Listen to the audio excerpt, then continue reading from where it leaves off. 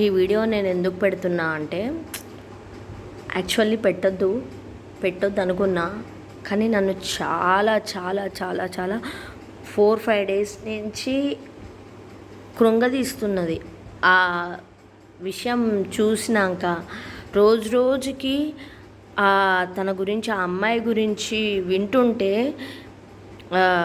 కొత్త న్యూస్ వింటుంటే, ఇదా మన సమాజం, ఇలా మనం ఇట్లా బతుకుతున్నామా, మనం ఎలాంటి సమాజంలో బతుకుతున్నాము అసలు నాకు అర్థమవుతలేదు. నేను మాట్లాడేది కోల్కతాలో జరిగిన అమ్మాయికి జరిగిన సంఘటన గురించి. అసలు నా మనసు అసలు ఆ రోజు జరిగినప్పటి నుంచి ఫస్ట్ దాన్ని ఆత్మహత్యగా చిత్రీకరించారు,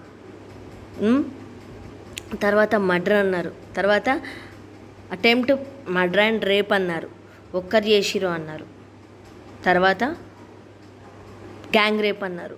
అంటే దీంట్లో ఎవరిని దాచిపెట్టడానికి దీన్ని దాచిపెడుతున్నారు నాకు అర్థం కావట్లేదు. అసలు ఎవరిని దాస్తున్నారు, ఎవరిది చెయ్యి ఉంది దీంట్లో, ఎవరిది హస్తం ఉంది, అసలు ఎవరిని అనాలి? అమ్మాయిలది తప్ప, అబ్బాయిలది తప్ప, లేకపోతే సమాజంది తప్ప, ఎవరిది తప్ప ఇందులో? 3 ఏళ్ళ పిల్ల నుంచి 90 ఏళ్ళ ముసలావిడిని కూడా వదలట్లేదు ఈ కామాంధులు. అంటే అసలు మనం ఎక్కడ బతుకుతున్నాం? సమాజంలో బతకొద్దా? ఇక ఆడవాళ్ళకు ప్లేస్ లేదా బతకడానికి? ఇంత ఘోరమా? అసలు ఏంటంటే, అసలు అంత కష్టపడి ఆ అమ్మాయి డాక్టర్ అయ్యి ఒక స్టేజ్కి వచ్చి